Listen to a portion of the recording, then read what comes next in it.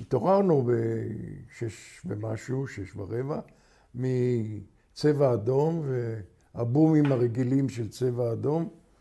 ואני עוד רגע אמרתי לתמי, תראי, זה בסך הכל בומים, יראו כמה כאלה, כיפת ברזל תוריד אותם והכל נחזור. עוד אמרנו, המסיבה תהיה, או לא אמרתי, בטח תהיה, זה לא... היו לנו הרי כאלה די הרבה מקרים. ואז התחלנו לשמוע יריות, וזה כבר נשמע לנו יותר רציני. אם אני זוכר נכון, ההודעה הראשונה שנתנה לי את הידיעה שיש מחבלים בחצר, בבית, זה היה שחבר כתב, יונצ'י כתב, שושי נפצעה, אני מבקש עזרה מיידית. אז הבנתי שנכנסו כבר ופצעו, אבל ממש בשכונה שלנו, חוץ מלשמוע יריות, לא שמענו שום דבר, ואנחנו כמו אזרחים ותיקים וממושמעים, נסגרנו טוב טוב בממ"ד, וזהו, וחיכינו. חיכינו, אז עד שעה 10 עוד היה לנו קשר עם יהודית ונטלי, הבת והנכדה של תמי. יהודית היא קצת שומרת שבת, אז היא לא עונה לטלפונים, אז דיברנו עם הנכדה, ואמרנו להם להיכנס לממ"ד ולסגור את הדלת, וזהו, ולא לצאת בשום אופן.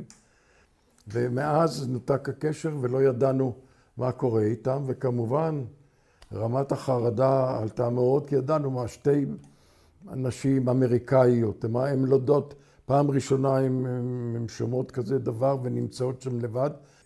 יהודית דווקא החזיקה, הייתה בקור רוח, והיא אמרה לו רגע, היא הייתה בפיג'מה, היא אמרה בואו, היא אמרה חכה, אני צריכה להתלבש, והיא התלבשה במשהו, באיזה סמלה, ואמרה לנטלי גם כן להתלבש, והוא משום מה חיכה, זה מעניין מאוד.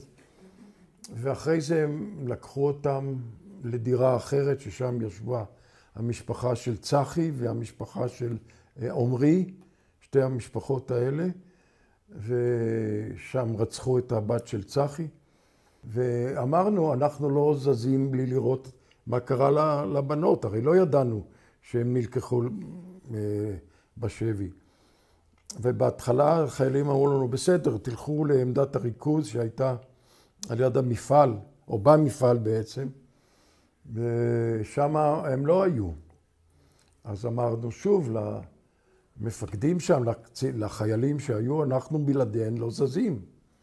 אז בסוף מפקד הסכים, והוא נתן לתמי ליווי של מספר חיילים, היא אומרת 5, ואני לא הלכתי איתה, יחשו רק לה, והיא הלכה איתם לדירת אירוח, ושם היא מצאה אותה כמובן ריקה ובלגן, אבל לשמחתנו, למזלנו, לא היה שם שום דם ושום סימנים שהם היו פצועות או משהו כזה, או שפגעו בהם. כמובן, לשמחתנו הרבה, הם יצאו כעבור שבועיים.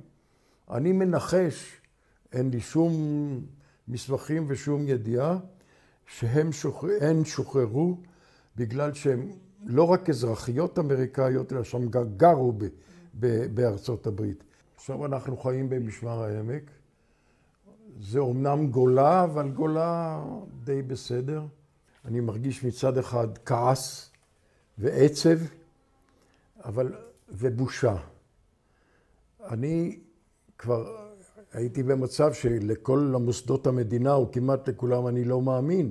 נשאר לי רק צה"ל. עכשיו, צה"ל עשה פה פשלה נוראית. ואם היו שומרים קצת יותר טוב, לא היה קורה כל הסיפור הזה. היו אולי יפים טילים או פצמרים, אבל כל הנושא של הפלישה לתוך זה לא היה קורה, אם הייתה שמירה רצינית. וזה בשבילי אכזבה ובושה, אני לא יודע אפילו מה. אז זהו, על זה כנראה נצטרך להתגבר, הם יוכיחו את עצמם מה הם יעשו ברצועה. ומה שאותי מדאיג מאוד, שאומנם חושבים על לחסל את החמאס, להרוג את החמאס, אבל מה בדיוק יעשו אחרי שיכבשו את הרצועה? אף אחד לא חושב על זה.